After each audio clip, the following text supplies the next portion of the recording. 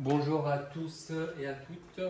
Donc là, je vous retrouve pour une nouvelle capsule vidéo, non pas pour caractériser un acide faible ou une base faible, comme ça a été le cas dans de précédentes capsules vidéo. Dans cette capsule vidéo, on va voir comment caractériser un acide fort. D'accord ? Donc nous allons passer en revue la caractérisation d'un acide fort et nous traiterons un exercice utilisant justement une de ces caractérisations. Alors, qu'est-ce qui caractérise un acide fort? Le premier élément remarquable qui distingue un acide fort, un acide est fort si sa transformation chimique avec l'eau est une transformation chimique totale. Donc, un acide fort réagit totalement avec l'eau. Cela signifiera que le taux d'avancement final de la réaction, qui est égal à XF divisé par Xmax, sera parfaitement égal à 1. Autre caractérisation possible d'une solution aqueuse d'acide fort, dont la concentration justement en soluté d'acide serait égale à grand C. Une autre caractérisation possible est la suivante. Une solution aqueuse contient un acide fort si et seulement si la concentration molaire en ion H3O+, la concentration molaire en ion H3O+, les ions oxonium, est parfaitement égale à la concentration molaire en acide apporté. Et enfin, autre caractéristique d'un acide fort, une solution aqueuse d'acide fort aura une valeur de pH qui sera parfaitement égale à moins logarithme de la concentration molaire en acide apporté. Donc, voyons voir ces caractérisations à travers un exercice. Alors, je vous montre l'exercice, mais avant cela, je vais effacer le tableau.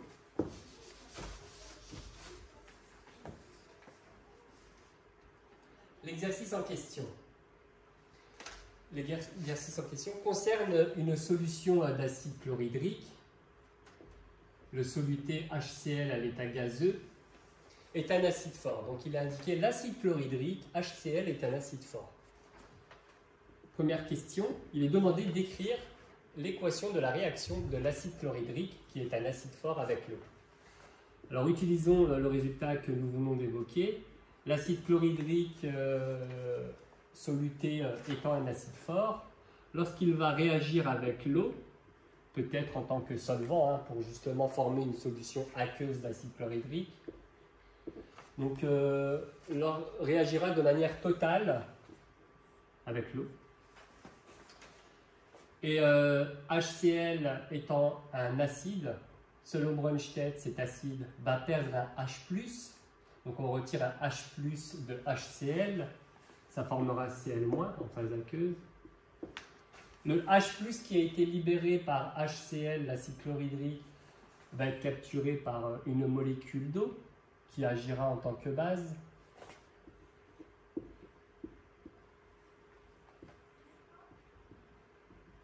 Et H2O, la molécule d'eau qui va capturer un proton H+, va former un ion oxonium H3O+, en phase aqueuse.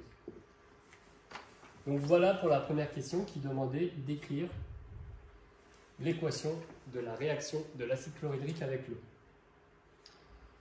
Alors, question B, calculer le pH d'une solution aqueuse d'acide chlorhydrique dont la concentration en soluté apportée est donnée. Alors nous allons utiliser le résultat du cours.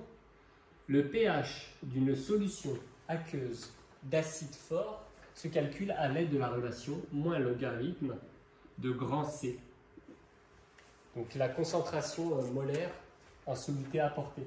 Oui, petite remarque, le pH est une grandeur sans unité. J'ai sous-entendu qu'on divisait par C0 la concentration molaire standard qui vaut 1 mol par litre. Bon, je ne le fais pas apparaître, mais ça permet d'avoir une certaine homogénéité au niveau des unités. Alors, moins log de C, ce qui va donner moins logarithme, la concentration molaire en soluté apportée, qui figure dans le sujet, et nous obtenons alors un pH de 2. Donc voici terminé le calcul du pH de cette solution d'acide fort. Je vous remercie de m'avoir suivi pour cette capsule vidéo. Je vous retrouve dans la prochaine capsule vidéo, cette fois-ci non pas pour caractériser un acide fort, mais pour caractériser une base forte. Et nous traiterons aussi un exercice utilisant une de ces caractérisations. Je vous remercie de m'avoir suivi. À la prochaine.